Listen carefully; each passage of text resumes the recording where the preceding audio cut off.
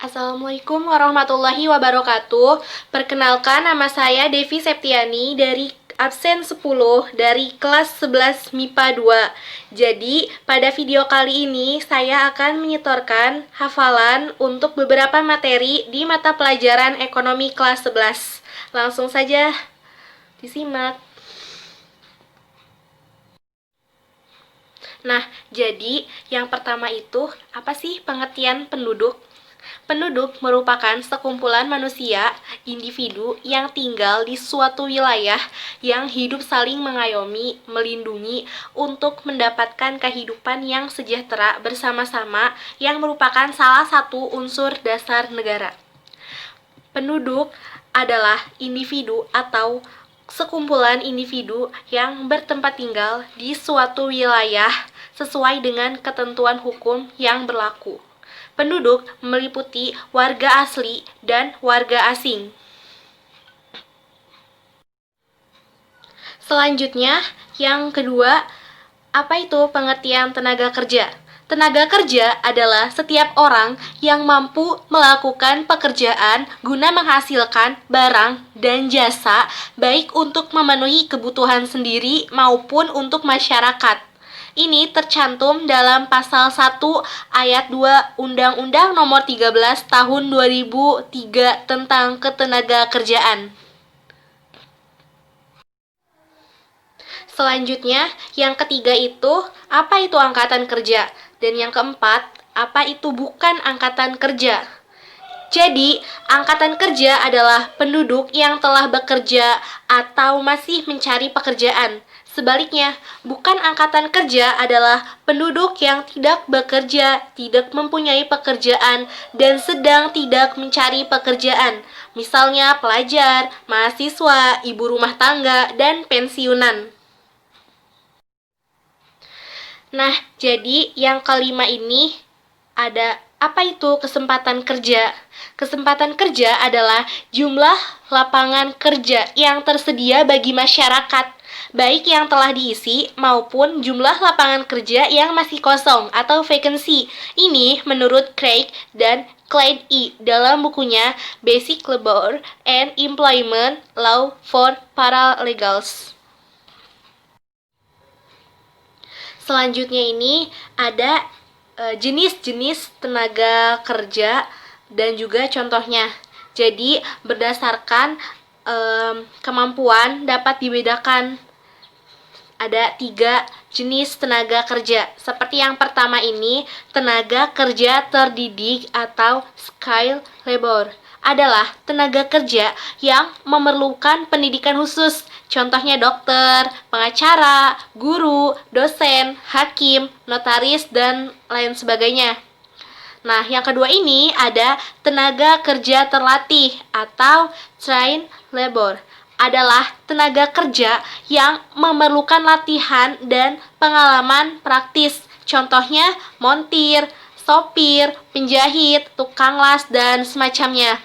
Nah, sedangkan yang terakhir atau yang ketiga, ini ada tenaga kerja tidak terdidik dan tidak terlatih atau unskilled and untrained labor. Adalah tenaga kerja yang tidak memerlukan pendidikan dan pelatihan. Contohnya, kuli bangunan, buruh gendong, tukang sampah, dan sejenisnya. Nah, jadi selanjutnya ini, apa itu pengertian pengangguran? Menurut N. Gregory dalam bukunya yang berjudul Essential of Economic, pengangguran adalah seseorang yang tergolong angkatan kerja dan ingin mendapatkan pekerjaan tetapi belum memperolehnya. Sedangkan menurut BPS, yang disebut sebagai pengangguran terbuka terdiri dari yang pertama, mereka yang tidak punya pekerjaan dan mencari pekerjaan. Yang kedua, mereka yang tidak punya pekerjaan dan mempersiapkan usaha. Yang ketiga, mereka yang tidak punya pekerjaan dan tidak mencari pekerjaan karena merasa tidak mungkin mendapatkan pekerjaan. Yang keempat, mereka yang sudah punya pekerjaan tetapi belum mulai bekerja. Nah, selanjutnya ini ada jenis-jenis serta contoh pengangguran. Terbagi menjadi dua. Yang pertama ini ada yang berdasarkan jam kerja, dan yang kedua berdasarkan penyebabnya. Yang pertama, pengangguran berdasarkan jam kerja. Itu terbagi menjadi tiga. Yang pertama itu pengangguran terbuka. Pengangguran terbuka adalah salah satu jenis pengangguran di mana tenaga kerja benar-benar tidak memiliki pekerjaan atau tenaga kerja tidak bekerja sama sekali. Biasanya pengangguran ini terjadi karena lapangan pekerjaan yang tidak tersedia atau karena adanya ketidaksesuaian antara lapangan kerja dengan keahlian tenaga kerja dan pendidikan. Contohnya, seorang lulusan S1 teknik mesin belum mendapat pekerjaan karena lapangan kerja yang belum tersedia sesuai dengan kualifikasinya. Yang kedua ini, setengah pengangguran. Setengah pengangguran adalah kondisi pengangguran di mana seseorang yang sudah bekerja namun belum optimal jika diukur berdasarkan jam kerjanya, yakni kurang dari 35 jam dalam seminggu. Biasanya pengangguran ini terjadi karena ketiadaan lapangan kerja atau pekerjaan. Contohnya, pekerja paruh waktu atau part-time, seperti penjaga toko baju, penjaga konter handphone, pengasuh anak, kurir, dan semacamnya. Yang ketiga, ada pengangguran terselubung. Pengangguran terselubung adalah kondisi pengangguran di mana seseorang yang telah bekerja tetapi pekerjaannya tersebut belum sesuai dengan keahlian dan bakat orang tersebut. Contohnya, seseorang dengan gelar sarjana pendidikan bekerja sebagai pengusaha baju, padahal seorang dengan gelar sarjana pendidikan seharusnya bekerja menjadi guru atau dosen. Selanjutnya ada contoh keduanya nih, seseorang dengan gelar sarjana hukum bekerja sebagai guru, padahal seharusnya seseorang dengan gelar hukum bekerja menjadi hakim, pengacara, atau jaksa. Nah, selanjutnya ini ada klasifikasi pengangguran berdasarkan penyebabnya, yakni ada 5. Yang pertama itu ada pengangguran teknologi. Pengangguran teknologi adalah jenis pengangguran yang terjadi yang disebabkan oleh penggunaan teknologi modern yang menggeser tenaga kerja manusia. Contoh pengangguran teknologi ini, pengolahan tenaga sawah dengan menggunakan traktor akan menggeser tenaga kerja manusia yang masih menggunakan alat bajak sawah. Yang kedua ini ada pengangguran siklus.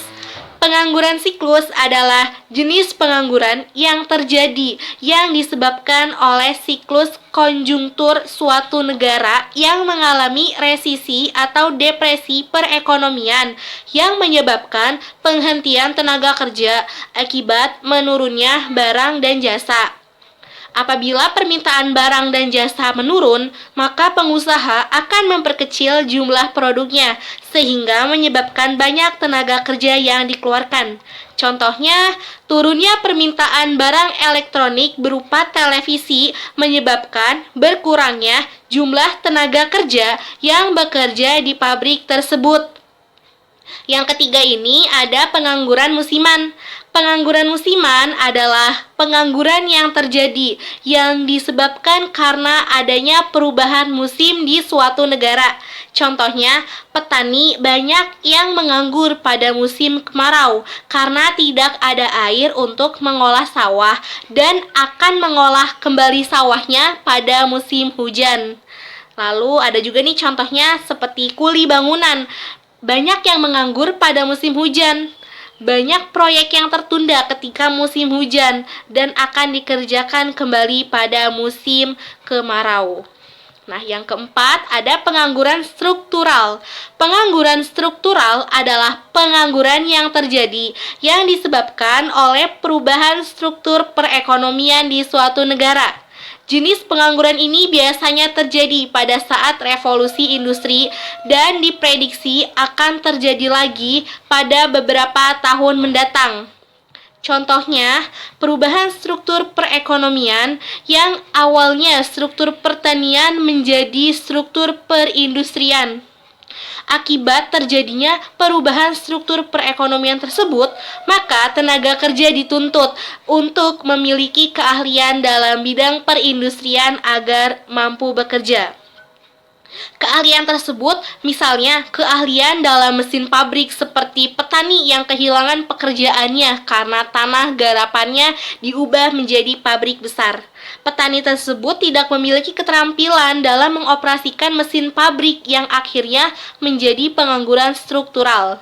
Yang kelima atau yang terakhir ini pengangguran friksional atau sementara.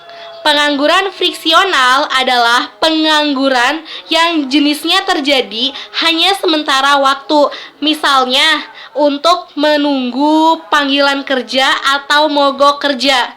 Contohnya, seseorang pekerja yang bekerja pada pabrik tekstil yang ingin pindah pekerjaan pada pabrik plastik dengan harapan agar bisa mendapatkan yang lebih baik lagi. Nah, jadi hanya itu saja yang bisa saya sampaikan untuk tugas hafalan pada kali ini. Mohon maaf apabila terdapat kesalahan. Akhir kata dari saya, wassalamualaikum warahmatullahi wabarakatuh.